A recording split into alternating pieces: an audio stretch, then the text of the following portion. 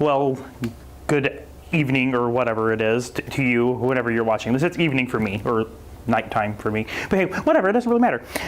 Today we're going to go back and revisit our Broken series that we've been in. We took a little bit of a 3-video break over Easter weekend last weekend. Like I said, if you're watching this at a later time, it might not have been Easter. It could have been Christmas, who knows. So, we're going to be looking at the disciple that I left out a couple weeks ago when we did the disciples. We're going to look at Peter today and his story and how it kind of shows us how Jesus acts toward us too. Peter had a very interesting time. Peter was always the disciple that was just have at it. He was always the one that Jesus was kind of like having to say, hey, chill, dude. You're causing too much trouble. Relax just a little bit.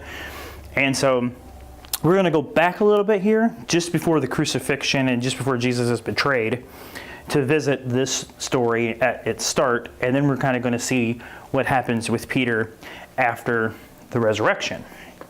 So, in John chapter 13, we are going to start the story here. And Jesus is having his last meal, and he washes his disciples' feet during this meal. They're kind of sitting around, they're talking, they're having a time. And then Jesus gets serious. And he's like, well, someone in this room is going to betray me. And they're all like, oh, Jesus speaking big words now. No, nobody's going to do anything. We're all your friends. We're not going to do that. And he eventually calls out Judas for his betrayal, as we mentioned in the other video as well. And then he kind of turns to Peter, because Peter asked him a question. In John 36, we see, Simon Peter asked him, Lord, where are you going? Jesus replied, where I am going, you cannot follow. You cannot follow now, but you will follow later. Peter asked, Lord, why can't I follow you now? I would lay my life down for you. Then Jesus answered, will you really lay your life down for me? Very truly, I tell you, before the rooster crows, you will deny me 3 times, or disown me 3 times. So it's kind of like Jesus is like, really? Well, and then as we see through Jesus' trial and his account and his time that he spent before all these different people, Peter did deny him 3 times. And Peter kind of felt bad. He kind of runs away. We see Peter trying to make sense of all of this after the resurrection, as we looked at the past couple videos, and how Peter thinks it was nonsense that Jesus rose from the dead and all of that. And he kind of goes off and ponders to himself. And a lot happens during that time.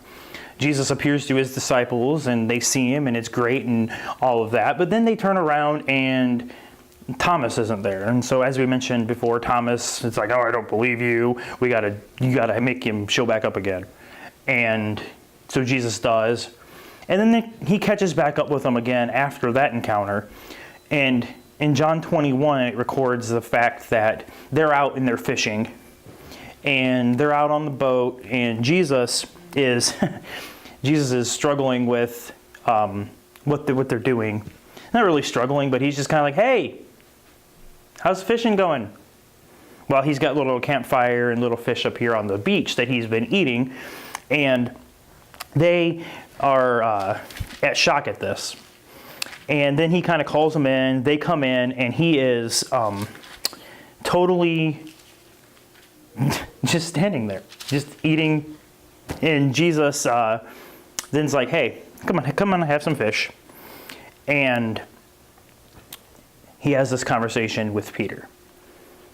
When they finished eating, Jesus said to Simon Peter, Simon, son of John, do you love me more than these? Yes, Lord, he said. You know I love you. Jesus said, feed my lambs. Again, Jesus said, Simon, son of John, do you love me? He answered, yes, Lord, you know that I love you. Jesus said, take care of my sheep. The third time he said to him, Simon, son of John, do you love me? Peter was hurt because Jesus asked him the third time, do you love me? He said, Lord, you know all things. You know that I love you. Jesus said, feed my sheep. And so now we see this kind of like passing the torch. The header in the Bible reads, Jesus reinstates Peter. So after everything that Peter did, after everything that he kind of backed off and he hid, and no, I'm not associated with Jesus, I never was, all the disciples kind of did that. And a lot of the reason is because they were associated with Jesus, and Jesus' ministry was trying to be eradicated by the political leaders and the religious leaders of the time. And so they all hid. When Jesus had rose from the dead, they all were like, hey, they're going to think we took the body. Because Jesus walked around proclaiming they rise from the dead in 3 days, and we kind of sided with him on that. And now Jesus' body is gone, so they're going to think we took it because we wanted to prove that he rose from the dead, but really we took the body and hid it, and now they're after us. So they kind of had every right to be afraid. But as I said, so Jesus reinstates Peter.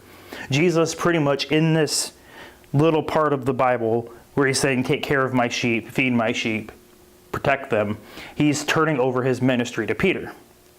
The guy who denied him, the guy who turned on him, the guy who ran away. Oh, no, I won't. I will be right here with you all the time. And then as soon as Jesus is arrested, Peter's like, oh, time to go. And he runs off. He cut a dude's ear off too, by the way. I didn't mention that.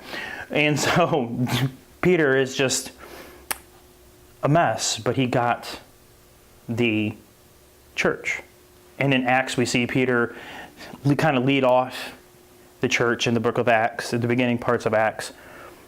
And another guy that's in there as well before we get into our final guy that we're going to look at in this series of videos next time. But I just kind of wanted to say there that Peter kind of left, kind of abandoned, kind of denied, turned his back on, ran away. And Jesus still kind of was like, hey, wait a minute. You're going to run the church now. I'm going to go up to heaven here in just a little bit. And I'm going to want you to take over this. All authority has been given to me. I'm turning this over to you. Take care of everything for me. And it's just kind of a really cool way that shows us that Jesus gave that to Peter. And he does the same for us. When we kind of turn away, we run away, we deny, we don't believe sometimes, and we have problems with that. But yet Jesus still can kind of use us. Jesus can still have a way for us to be in his kingdom and to further his kingdom, just like he did Peter.